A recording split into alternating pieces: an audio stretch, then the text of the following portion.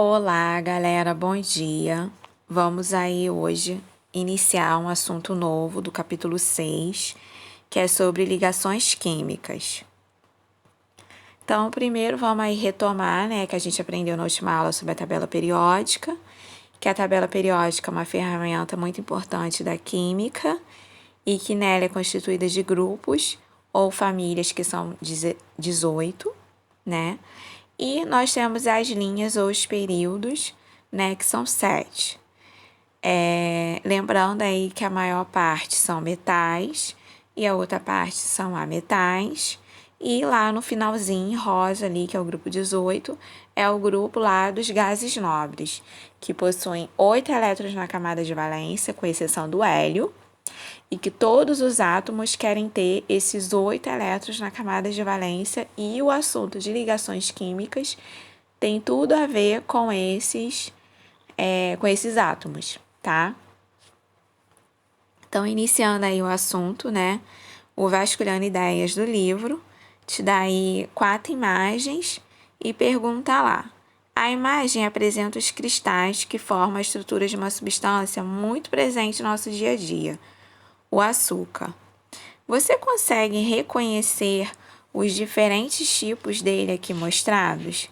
Então, você vai observar que ele tem diferentes tipos de açúcar. O açúcar, é a molécula sacarose. Nessa molécula, ele é constituído, de hidrogênio, carbono e oxigênio. Se você ler o texto lá em roxinho, tá dando essa descrição. E aí, no número 2, ele pergunta: considerando a tabela periódica, a quais grupos pertencem os elementos químicos que formam a sacarose? Que é o carbono, o oxigênio e o hidrogênio. Então, o hidrogênio faz parte do grupo 1, só que ele não tem características de metal, tá? Mas ele tá lá no grupo 1. O carbono faz parte lá do grupo 14, tá? E o oxigênio faz parte do grupo 16, tá bom? Então, você olhando lá a tabela, você consegue responder isso aí tranquilamente. Em que estado da matéria ela se encontra? Em quais outros estados físicos as substâncias podem ser encontradas na natureza? Então, olhando aí a imagem, você está vendo o quê? Que essas substâncias, elas estão, sólidas. E a matéria, ela pode aparecer sólida, líquida e gasosa, tá? E aí, o ponto de partida, do livro começa aí falando sobre ligações químicas, que atualmente são conhecidos 118 elementos químicos, porém sabemos que há muito mais substâncias do que elemento. Então, substâncias é aquilo, que essa associação desses átomos, desses elementos, vão formar água, gás oxigênio, a própria molécula de sacarose e etc. Isso são substâncias. Até hoje, os cientistas classificaram mais de 65 milhões de substâncias químicas, que são formadas por diferentes combinações de átomos dos diversos elementos. Essa grande variedade de substâncias existe porque os átomos podem se ligar e formar compostos químicos de diferentes naturezas. Então, observa a imagem aí da água, que é uma substância molecular. Aí, olhando a imagem, no centro aí a gente tem a molécula de oxigênio e nas duas pontas tá as duas moléculas, de hidrogênio, os dois elementos de hidrogênio. Aí eu pergunto lá na questão 1, que átomos estão representados na imagem? Se você sabe que está falando de água, então é hidrogênio e oxigênio. 2. Observe onde estão representadas as ligações dos átomos, destacado com o círculo vermelho, que subpartícula atômica realiza tais ligações. Então, aonde está ocorrendo a ligação é nos elétrons, que está ali representada ali em vermelho a ligação, com os elétrons, tá? Com base em seus conhecimentos, indique os elementos mostrados na imagem se eles estão na forma atômica ou iônica. Então, assim, eles estão na forma atômica, porque está mostrando até o núcleo ali do elemento, mostrando as camadas de valência, que é um assunto que vocês vão ver. E todas essas bolinhas, são os elétrons. Então, tá indicando aí, prótons e elétrons. Então, tá representando a forma atômica, tá? Então, coisa importante, né, que eu falei tanto de camada de valência, está relacionado ao diagrama de Linus-Pauling. Então, o diagrama de Linus-Pauling representa, tá, a quantidade de níveis que cada átomo possui. Então, essa representação, ela vai seguir o caminho das setas. Então, começa lá 1S, 2S, 2P, 3S, 3P, 3D, 4S, 4P, 4D, 4F, 5S, 5P, 5D, 5F, 6S, 6P, 6D, 7S, 7P. Mas, professor, o que são, né, esses S, esses P? Eles indicam subnível, que é o que? O número máximo de elétron que cabe nesse espaço aí. Então, o subnível S só comporta até 2, tá? No máximo 2. Nunca vai passar de 2. O P suporta até 6, tá? Nunca vai poder passar de 6. Pode ser abaixo de 6? Pode ser 5. Pode, mas não pode passar de 6. O D comporta até 10, tá? Nunca passa, pode ser um pouco menos. O F comporta até 14. E aí o Linus Pauling criou um diagrama para auxiliar na distribuição dos elétrons pelos subníveis da eletrosfera. Então, o que representa cada número desse? Por exemplo, 3S2 representa que, nesse caso, 3 é o nível energético, tá? É a camada eletrônica. E o S representa o subnível energético que tem, né, do átomo. E o 2, o número de elétrons na camada. Então, a distribuição, ela vai seguindo na seta, como se a seta ela fosse indo e voltando no zigue-zague, tá? Então, como que fica essa representação dessa seta? Tá aí embaixo aí, para você, é a ordem da distribuição, tá? Tem o diagrama, que você começa lá na camada S, você vai até o 7, na camada P, você vai até 7, na camada D, só vai até 6, a camada F vai até o 5. E aí, como que ficaria isso distribuído? 1S2, 2S2, 2P6, 3S2, 3P6, 4S2, 3D10, 4P6, 5S2, 4D10, 5P6, 6S2, 4F14, 5D10, 6P6, 7S2, 5F14, 6D10 e a última é o 7P6. O que você tem que entender? Que vai em forma de zigue-zague. Começa no 1, desce pro 2, sobe pro outro 2, vai pro 3, sobe, né? Segue ali o 3, desce pro primeiro, pro 4 e vai seguindo. Então, essa é a ideia do diagrama, tá? Então, vamos lá. Quantidade máxima de elétrons por níveis. A gente tem, né? Os níveis são K, L, M, N, O, P, Q. Se você contar, você vai ver que tem 7. Então, ó, 1, 2, 3, 4, 5, 6, 7. 7 níveis que vão indicar 7 períodos que a tabela periódica possui.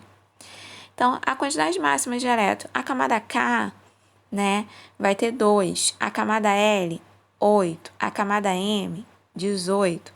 Na camada N, 32. Na camada O, 32. Na camada P, 18. E na camada Q, 8. Os subníveis, né, a gente tem o S, o P, o D e o F. E o S, como eu falei, 2. O P, 6. O D, 10. E o F, 14. Além disso, lembre-se de que os elétrons vão preenchendo esses subníveis de acordo com a ordem crescente de energia, que no diagrama de Pauling é dado pelo sentido das setas. Então, sempre no sentido das setas. Você percebeu que tem 7 níveis para 7 períodos da tabela. Então, por isso que a tabela é montada seguindo essa lógica de 7 períodos, tá? E aí, vamos um exemplo aí do diagrama de Pauli, né? Mais uma vez, as setinhas vão representando aí, né? Como que vai ficar esses subníveis. Começa sempre no 1 e vai, né, seguindo ali. 1S, 2S, 2P, 3S, 3P, 4S, 3D, 4P, 5, e assim vai. Professora, não estou entendendo nada disso. Parece que você está falando grego. Vai ficar claro de acordo com que a gente for avançando. Então, vamos lá. Configuração eletrônica do cálcio. O cálcio, ele tem 20 lá de número atômico. Então, fazendo a distribuição eletrônica dele, seguindo aí a ordem do diagrama, você vai ver que tem que fechar, né, os subníveis em 20. Ele não tem 20 no número atômico, então você vai lá, ó, 1S2, 2S2, 2P6, 3S2, 3P6, 4S2. Conta quantos que tem no número pequenininho. O número pequenininho que vai indicar lá a quantidade que você tem que fechar.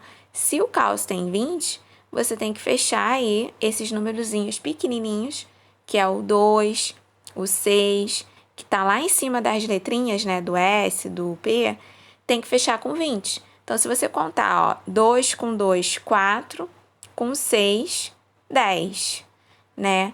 Aí 10, 12, 18, 20. Então, você configurou eletronicamente a quantidade né, do número atômico do cálcio. Vamos lá de novo agora com outro exemplo. No caso aí do níquel, o número atômico dele tem 28. Como que ficaria essa distribuição eletrônica? Então, vai ficar 1S2, 2S2, 2P6, 3S2, 3P6, 4S2, 3D8. Fechou ali, né, no D, deu a quantidade de 28, então o níquel tem lá a sua distribuição eletrônica de 28 no número atômico, tá? Seguindo. Atualmente existem 7 períodos e o número de períodos corresponde à quantidade de níveis, camadas eletrônicas que os elementos químicos apresentam, que é o que? O K, L, M, N, O, P, Q. Veja alguns exemplos. No caso aí, o berílio, ele tem 4, né? Quando você faz a distribuição eletrônica, você vai ver lá que ele tem 2 camadas eletrônicas, K e L. Por isso, ele está no segundo período, tá? E assim sucessivamente. Quem está no terceiro período vai ter camada K, L e M.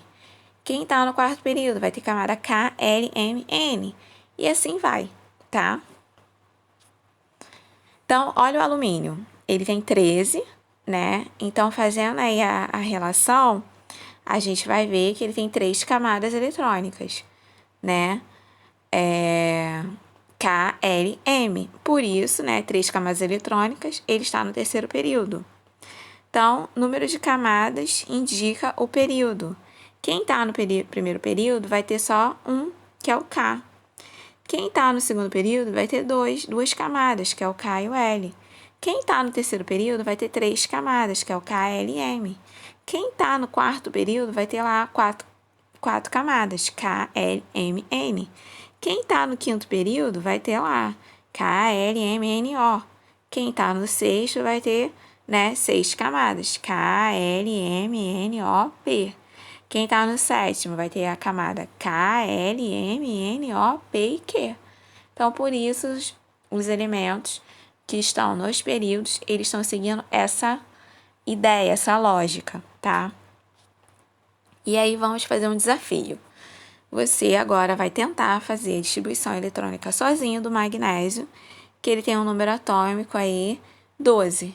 Então, você vai tentar fazer, e aí vamos ver se você conseguiu chegar a essa distribuição, seguindo lá o diagrama do Pauling.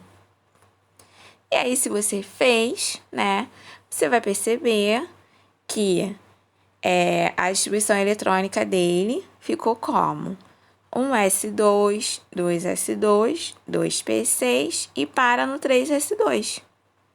Aí, se eu te pergunto, né? Já a distribuição eletrônica por camada foi quantas? Né? Foi 2, né? Que é a primeira. Somando a segunda camada, ele teve 8. E na terceira camada, ele teve 2, né? Ou seja, o átomo desse elemento possui 2 elétrons na camada K, né? 8 elétrons na camada L e 2 elétrons na camada M. E ele tá o quê? No terceiro período, porque ele vai até a camada M. Então, olha quanta coisa você descobre, que foi...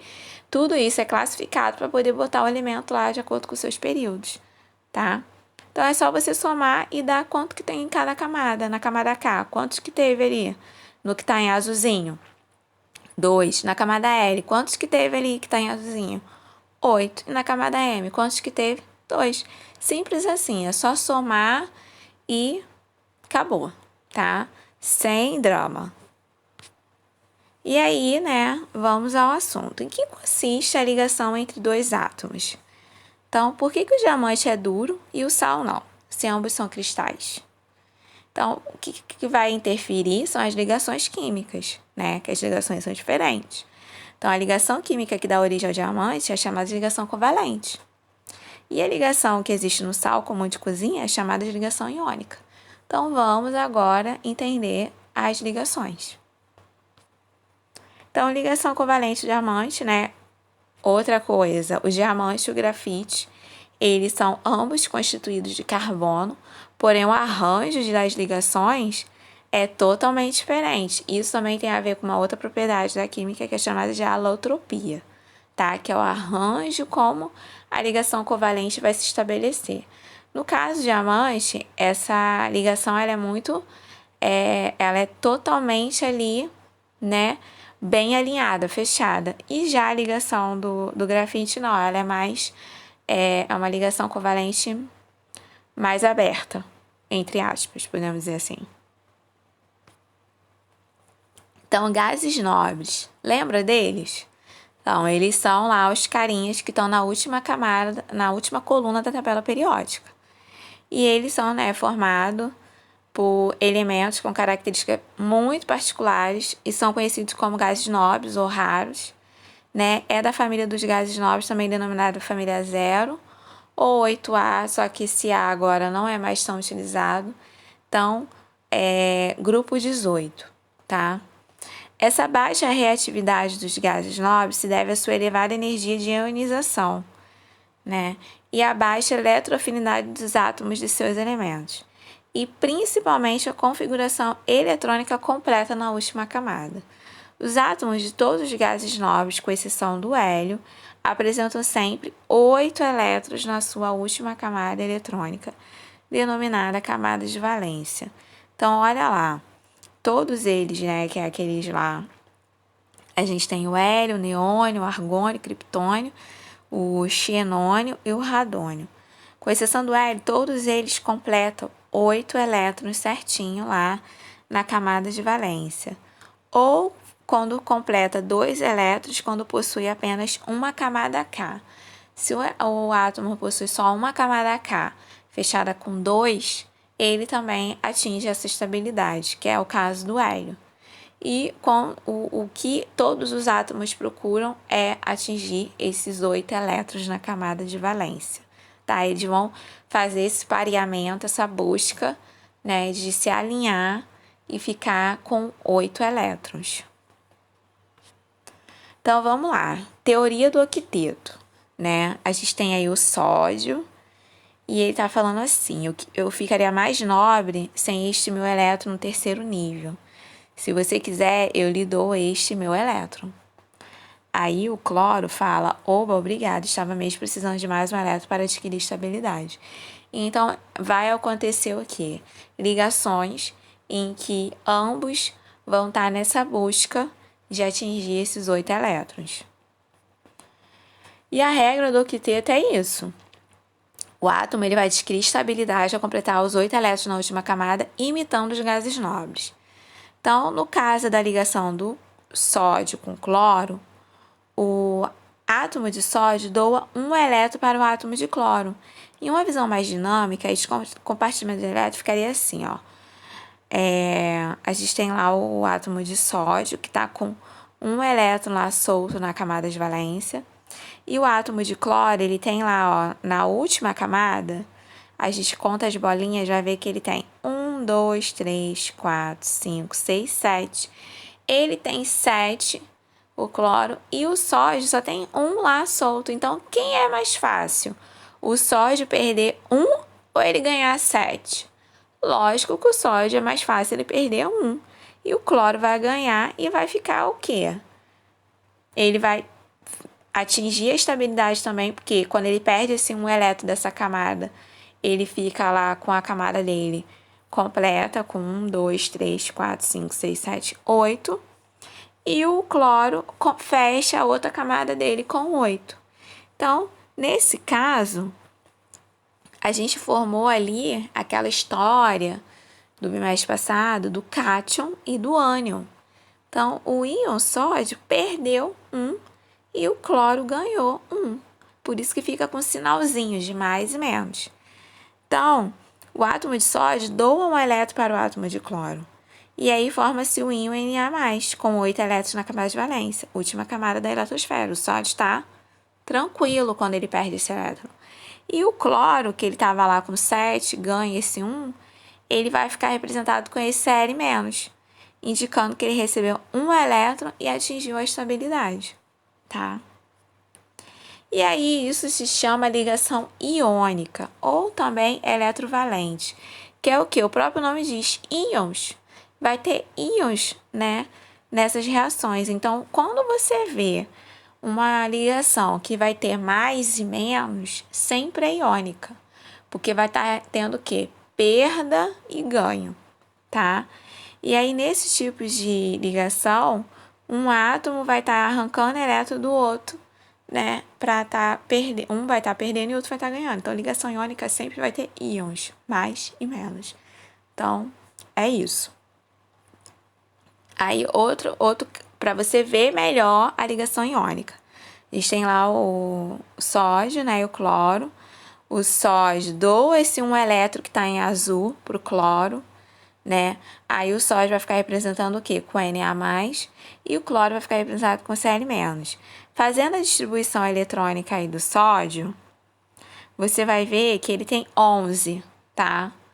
Lá de número atômico. Aí quando você faz a distribuição, você vai ver que vai ficar lá, né, a distribuição eletrônica, ó, 1s2, 2s2, 2p6, 3s1.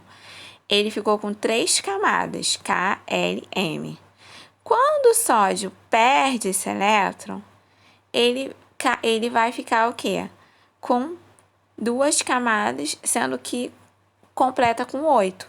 Olha lá, 1s2, 2s2, 2p6. Quando você conta a quantidade de camada, né? Ele atinge a camada K com 2 e a camada L com 8. Então, ele atingiu 8 elétrons, ele tá tranquilo. O cloro tem 17. E aí, quando você faz a distribuição eletrônica do cloro com 17, lembrando que o sódio, ele tem 11, ele perdeu 1, aí vai ficar o quê? Com 10, tá? Na distribuição tem que parar em 10. Tem que lembrar que se perder um elétron, né? Então, diminui lá na contagem. Por isso que atinge a estabilidade. O cloro tem 17. Fazendo a distribuição eletrônica dele, vai ficar lá 1s2, 2s2, 2p6, 3s7. Então, ele tem 17. Quando o cloro ganha, ele vai ter 18. Então, fazendo a distribuição eletrônica dele agora, você vai ver que ele vai ficar o quê? Com a camada, né, fechada em 8 elétrons. Então, agora ele está estável, tá? Ligação iônica, né, é o que? A transferência de elétrons. Vai ter um que vai estar perdendo e o outro que vai estar ganhando, sempre. Ligação covalente. O que a ligação covalente vai acontecer? Eles vão compartilhar, tá? Vai estar sempre representado aí, igual eu coloquei em destaque, com essa voltinha em volta, com esse círculo. Então, é um compartilhamento em que ambos vão estar ali compartilhando o elétron. Então, eles estão o quê? Juntos ali né, interagindo e compartilhando esses elétrons. Então, a ligação covalente, ela tem o quê? A característica de compartilhar. Então, a ligação covalente, ela pode aparecer de 3 maneiras, né? A fórmula de Lewis. O que é a fórmula de Lewis, professora? É quando indica bolinhas, que é a quantidade de número atômico do átomo, né? No caso do hidrogênio, ele tem 1, aí coloca lá 1. Ele está compartilhando com o outro, ele está fazendo uma ligação covalente, ele está ficando estável com 2. No caso, o oxigênio, 2 oxigênios ligados. Ele está fazendo ali na fórmula de Lewis, vai representar essas bolinhas, né, que é a quantidade que tem, e vai circular. No caso do nitrogênio, tá lá, né, a quantidade de número atômico e a voltinha em volta, que é o compartilhamento. Pode ser representado também por meio de uma forma estrutural, que é o traço. Quando o traço é uma ligação simples, quando tem duplo, quer dizer que é uma ligação dupla. Quando tem 3 tracinhos, indica que é uma ligação tripla. E a fórmula molecular, que é a fórmula padrão, né, que é H2O2N2, tá? E aí, vamos entender a ligação covalente com a tabela periódica. A galera que tá lá na família 7A, né, ou, né, grupo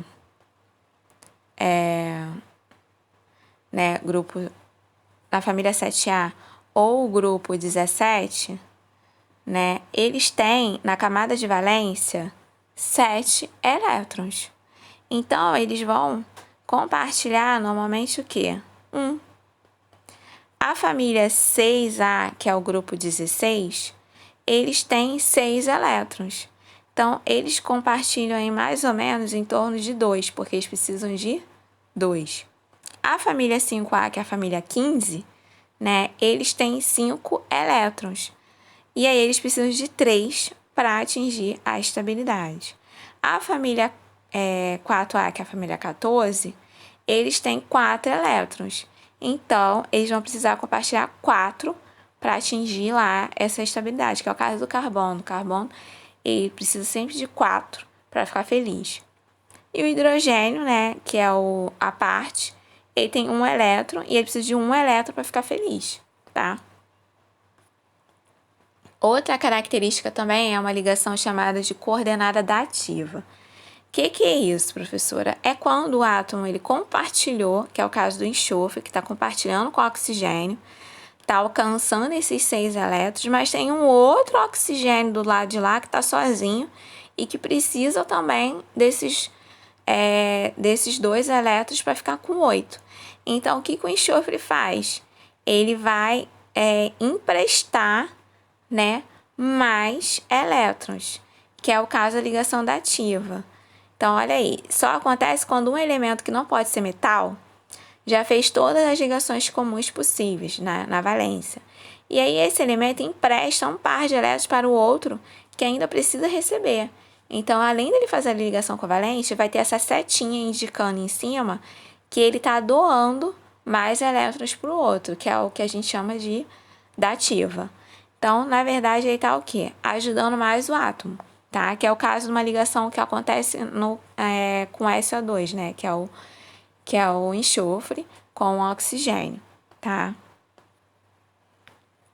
Ligação metálica, o próprio nome já diz, metal, né? Uma ligação que vai acontecer, né, com 2 ou mais metais. Pode acontecer com os semimetais ou, né, chamados de não metais, mas sempre vai ocorrer com os metais, que é o que a gente chama de nuvem eletrônica de elétrons, mar de elétrons, porque é um mar de metais ali nas ligações químicas, tá? Então, esse tipo de ligação é chamado, né, conhecido aí como teoria do mar do elétron ou teoria da nuvem eletrônica. É a ligação que vai ter entre metal.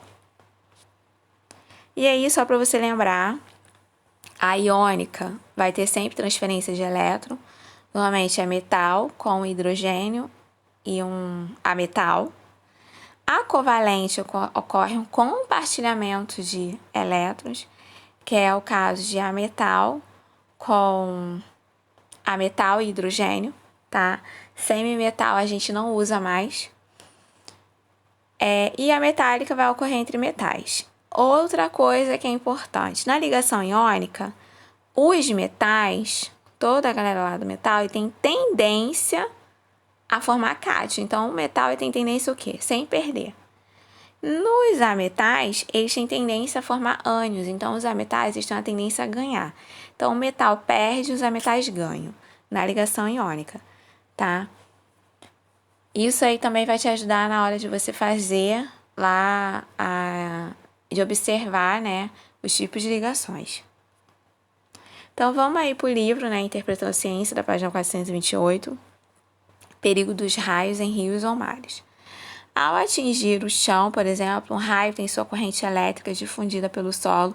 Quanto maior for a condutividade, deste maior será o alcance da eletricidade difundida. Uma pessoa que se encontra no mar ou no rio a bordo de um barco não ocorrerá tanto risco, pois não se encontra em contato com a água por onde passará a corrente elétrica do raio. No mar, pela alta condutividade da água, os efeitos de uma descarga elétrica serão sentidos a uma distância muito maior do que no solo. Já nos rios, lagos ou outros corpos de água doce, onde a condutividade não é tão alta, mas ainda é maior do que no solo, um alcance intermediário é esperado. Em termos de efeito do raio, a letalidade ou não da descarga elétrica dependerá de quão distante está o ponto onde o raio caiu da pessoa. Para uma mesma distância, no mar seria mais perigoso. As árvores, pela sua altura, independente de estarem próximas ou não de rios, podem atrair os raios, por isso nunca se deve procurar abrigo embaixo delas durante a tempestade. Árvores situadas em regiões elevadas apresentam maior risco do que aquelas situadas em margens de rios que percorrem regiões de terrenos menos elevados. Então, o texto está falando, né, da questão da condutividade que a água tem, que a água libera íons, tá? A água possui essa questão de liberar íons, por isso existe uma característica que a gente chama de eletrólise na água, né, que a água também é uma condutora de eletricidade, só que é bem pequena. Então, quando ele fala do mar, o mar tem cloreto de sódio, tem sal, que é uma substância que ajuda nessa condução elétrica. Já ele fala aí do rio, vai ter um risco, porque tem, né, o sódio ali circulando na água do rio, mas é bem menor do que no mar. Então, o risco ocorre, mas não é tão grave. Então, vamos lá. Porque o texto afirma que para uma mesma distância, um raio no mar seria mais perigoso? Então, porque, como eu disse, né, no mar há sal dissolvido, que é o cloreto de sódio, e ele conduz mais eletricidade. E a água, ela também é condutora porque ela libera íons. Então, esses íons vão gerar eletricidade. 2. Com base nas informações do texto, explique qual a diferença entre os corpos de água doce e os corpos de água salgada. Como eu falei, a quantidade de sal dissolvido na água salgada é maior do que tem na água doce, tá? 3. Que relação podemos estabelecer entre a quantidade de sais dissolvidos e a capacidade de conduzir corrente? Então, quanto maior a quantidade de sal dissolvido, maior a condutividade elétrica. Então, quanto mais sal tiver junto com a água, mais condutora ela se torna. Então, por isso que é perigoso ter, né, raio, trovão e tá próximo e tá na água, principalmente no mar, porque vai conduzir eletricidade, tá? Vamos aí o trabalho do segundo bimestre, que vai valer 2 pontos. Vai ser a realização do experimento da página 445 do livro. Tem informações explicando lá no anexo, tá? O aluno vai ter que recriar o experimento sugerido lá, seguindo os materiais dos passos indicados pelo livro. Coloquei mais informações no anexo, tá? O aluno que estiver no ensino remoto irá tirar fotos e anexar as fotos e as respostas das perguntas que está no livro também por anexo. E registrar no portfólio para ficar, né, como registro. E o aluno que estiver no ensino presencial irá realizar o experimento em sala de aula e vai ter que trazer os itens que tem lá na página os itens que vai ser. Por isso que no anexo tem algumas instruções, principalmente quem vai estar no presencial, para facilitar no processo de fazer o experimento. O experimento vai ser individual, cada um vai fazer o seu. Então, tem que trazer os itens e ler lá o anexo, que tem umas observações lá, tá? E a data é para o dia 18 de junho, tá? Vamos às atividades. No livro, aí vocês vão fazer a página 433, 34, 35 de aula. E a de casa ficou a página 436, o 9, aprofundando o olhar, que é o texto, e a página 437. Qualquer dúvida, vou estar lá no chat. Pode perguntar que eu vou estar respondendo. Vou estar fazendo exercício com vocês, tá? Até a próxima aula e um grande abraço.